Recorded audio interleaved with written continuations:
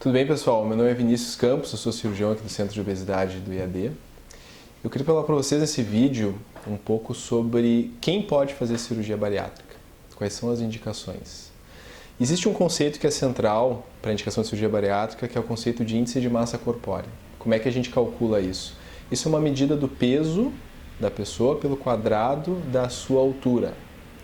Por que se usa isso? Porque, claro, dependendo do tamanho, da altura da pessoa, o critério para se considerar obesidade varia, não se pode considerar o peso de forma isolada. Então se usa o IMC, Índice de Massa Corpórea. Se considera o índice de massa corpórea normal até 24,9. De 25 para cima até 29 é sobrepeso, de 30 para cima se considera obesidade. Nem todos os pacientes com obesidade têm indicação de cirurgia bariátrica. Como é que funciona isso então? Se divide a obesidade em 3 graus. Obesidade grau 1, que vai de 30 a 34,9, grau 2, que vai de 35 a 39,9 e obesidade grau 3, que vai de 40 para cima, de IMC. Como funciona a indicação então de cirurgia bariátrica com base no IMC, que é o primeiro critério que a gente utiliza? Hoje, no Brasil, se pode fazer cirurgia bariátrica em qualquer pessoa que tenha, consideradas as outras indicações que eu vou falar mais adiante, mas com base no IMC, qualquer pessoa que tenha 40 ou mais de índice, certo?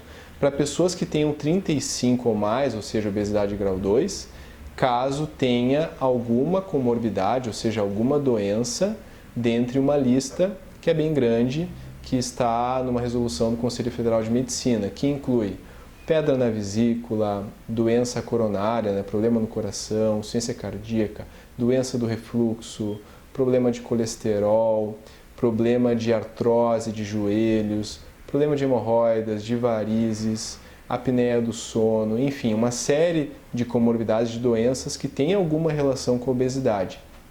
Então, recapitulando, pessoas que têm obesidade grau 2, índice de 35 e menos de 40, podem fazer caso tenha alguma dessas doenças, e pessoas com índice de 40 ou mais podem fazer independente dessas comorbidades.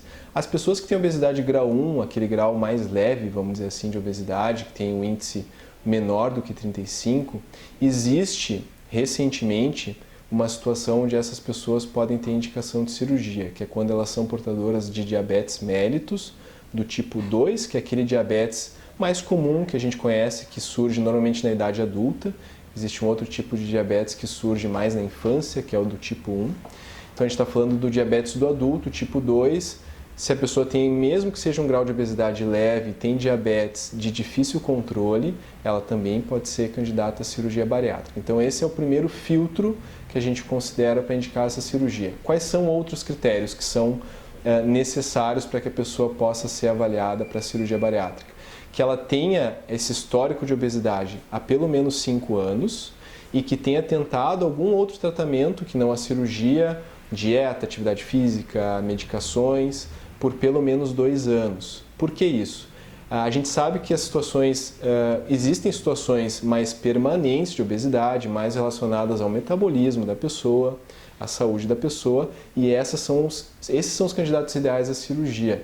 E existem outras situações que são mais transitórias na nossa vida. Por algum motivo específico, a pessoa pode, naquele momento, ter ganho peso excessivamente, e essas situações mais transitórias, mais recentes, elas podem ser mais facilmente recuperadas. Então, por isso que se consideram esses 2 critérios. Além disso, o que mais a gente avalia? E esses são os critérios principais. A pessoa que preenche esses critérios, ela pode ser avaliada para cirurgia bariátrica tranquilamente, e a maioria delas, querendo, vai ter indicação. Claro que existem peculiaridades que são detectadas na avaliação multidisciplinar, que sempre é feita antes do procedimento. Algum distúrbio psicológico mais grave, alguma coisa que tem que ser trabalhada antes de qualquer procedimento como esse, algum distúrbio alimentar, tudo isso é pesquisado, é avaliado nessa avaliação pré-operatória, antes da cirurgia. Mas, grosso modo, as indicações são essas aí.